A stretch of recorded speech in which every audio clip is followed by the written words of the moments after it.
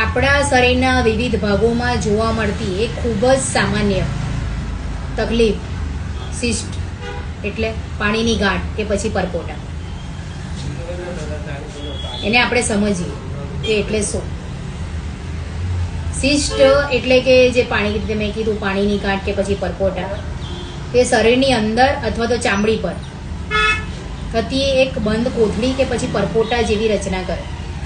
એ ઉપર પિક્ચરમાં તમને જોવા મળશે તમને કે કેવી રીતે હોય.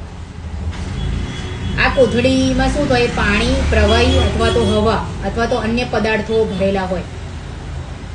સિસ્ટ શરીરના કોઈ પણ ભાગમાં થઈ શકાય છે. ધારો કે ચામડી છે, સ્નાયુઓ છે કે પછી અંદરના ભાગોમાં થઈ શકે છે. સૌથી અગત્યની વાત એ છે કે આ મોટાભાગની સિસ્ટ કેન્સરની ગાંઠ હોતી નથી, તે જીવલેણ હોતી નથી. એટલે મનમાં એવી શંકા નહીં રાખવાની કે એનાથી શું કેન્સર થશે. ના, એ જીવલેણ નથી હોતી. એનું તમને પિક્ચર હું ઉપર બતાવીશ કે કેવી હોય. હવે એના મુખ્ય પ્રકારો, સિસ્ટના પાછા એમાં બી પ્રકારો હોય છે. પાણીની ગાંઠના, પરપોટાના, જે રીતે મેં કીધું. સિસ્ટ એટલે પાણીની ગાંઠ, પરપોટો, એના પ્રકારો હોય છે. ચામડીની સિસ્ટ એટલે કે સિબેસિયસ સિસ્ટ, એન્ડોમોઇડ, સિબેસિયસ સિસ્ટ. આ સૌથી સામાન્ય સિસ્ટ છે, જે ચામડીની નીચે ગઠ્ઠા રૂપે જોવા મળે છે.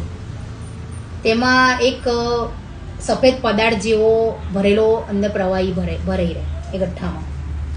હવે અંડાશયની સિસ્ટ એટલે કે ઓવેરિયન સિસ્ટ. આ સ્ત્રીઓમાં ગર્ભાશયની બાજુમાં આવેલા અંડાશય એટલે કે ઓવરી, એમાં માસિકના ચક્ર દરમિયાન પાણીના પરપોટા બને છે અને તેને આપણે ઓવેરિયન સિસ્ટ કહેવાય છે. હવે ગેંગ્લિયોન સિસ્ટ એટલે કાંડા, આંગળીઓ કે પછી પગના જે સાંધા પાસેથી પ્રવાહી ભરેલી ગાંઠ. આ ગાંઠના સાંધામાં પ્રવાહી બને છે. પછી બ્રેસ્ટની સિસ્ટ એટલે કે સ્તનની ગાંઠ, જે સ્તનમાં થાય. આ સ્ત્રીઓના સ્તનમાં પ્રવાહી ભરાવાના કારણે થતી ગાંઠ છે. એ ઉંમર અને હોર્મોન્સના ફેરફારના કારણે બી થાય છે. જે સ્તનમાં ગાંઠ થાય તે, જે સ્ત્રીઓમાં જોવા મળે છે અમુક વખત. હવે કિડનીની સિસ્ટ એટલે કે કિડનીમાં જે ગાંઠ થાય તે સિસ્ટ કિડનીમાં.